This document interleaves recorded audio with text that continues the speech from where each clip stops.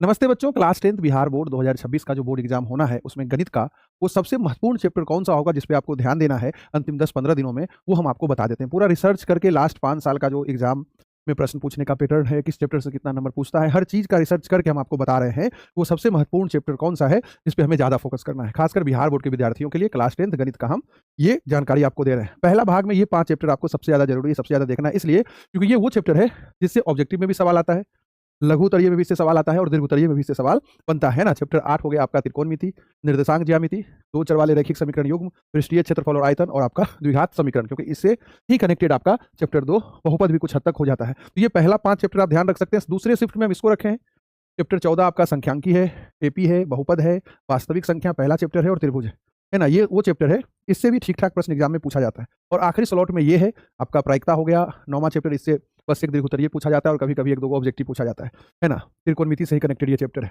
और आपका वृत्त हो गया, वृत्त से संबंधित क्षेत्रफल हो गया, और रचना से तो बस एक दीर्घ में आता है 5 नंबर का सवाल। तो इस तरह से आप समझ सकते हैं कि कौन सा चैप्टर आपके लिए सबसे ज्यादा इंपॉर्टेंट होने वाला है। ठीक है, धन्यवाद, जय हिंद, जय भारत।